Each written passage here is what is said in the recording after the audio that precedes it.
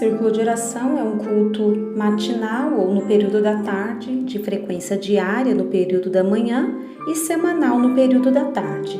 É dirigido por mulheres e direcionado principalmente a elas. Nasceu e ainda se caracteriza assim, para mulheres que não têm atividade profissional fora de casa, daí o horário diurno. Os missionários Daniel Berg e Gunnar Wingre, em 1911, faziam cultos na casa de uma irmã batista chamada Celina de Albuquerque, pois ela estava impossibilitada de frequentar os cultos devido a uma doença incurável na boca. Certa ocasião, Wingre perguntou se ela cria que Deus podia curá-la. Ela disse que sim. Então eles oraram, Deus a curou e ela foi a primeira mulher a receber o batismo do Espírito Santo em solo brasileiro.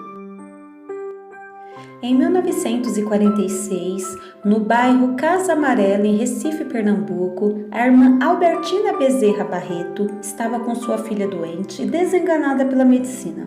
Diante disso, ela organizou um círculo de oração em torno da sua filha doente, das 7 da manhã às 19 horas, parando somente quando estavam exaustas. A filha foi curada e iniciou aí o círculo de oração das Assembleias de Deus. Os milagres recebidos nas reuniões passaram a ser divulgados, servindo de alicerce para novos adeptos. Com o tempo, o círculo de oração das mulheres passou a ter um valor importantíssimo e foi disseminado em todas as Assembleias de Deus do Brasil.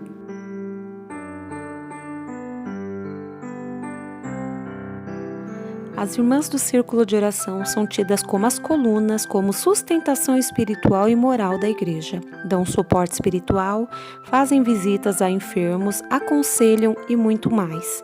É possível, porém, notar diferenças nas reuniões de círculo de oração, ocorridas em templos grandes e em templos pequenos, cada um com sua particularidade. As dirigentes normalmente são mulheres com mais idade que mantêm preservados os usos e costumes, batizadas com o Espírito Santo, assíduas nos trabalhos da igreja, entre outras características em comum.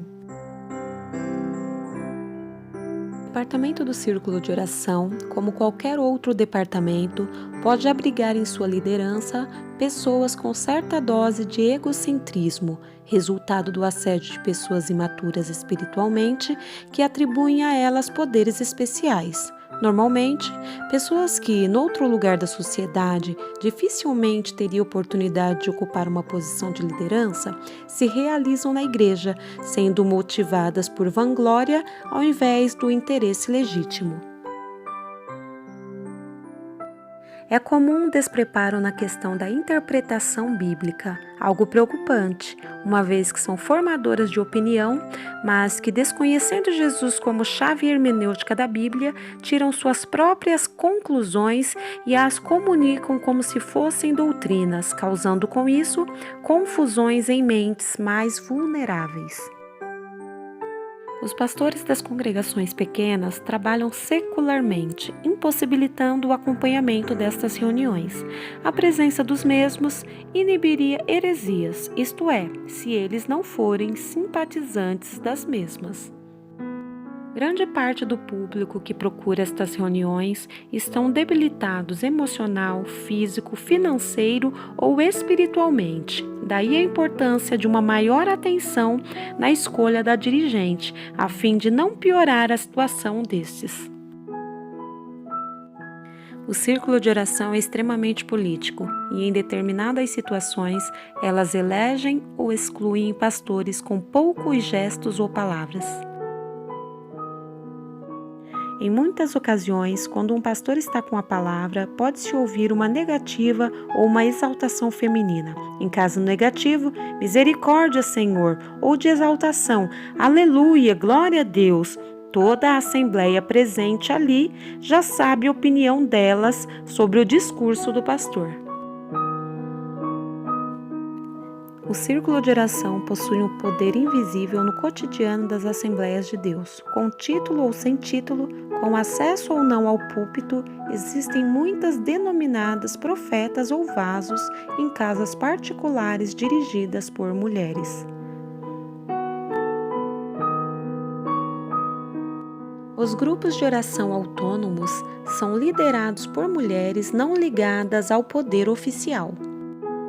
É muito comum no universo pentecostal assembleiano a reunião de oração em casas particulares, onde os vasos, como são chamadas as irmãs de oração, entregam profecias específicas sobre casamentos, empregos e respostas positivas ou negativas sobre doenças. Exercício não muito aceito institucionalmente nos templos e justamente por isso acontece oficiosamente nas casas. Crentes dependentes espirituais sentem grande necessidade de intermediários entre eles e Deus, creem em orações especiais, numa espécie de hierarquia espiritual.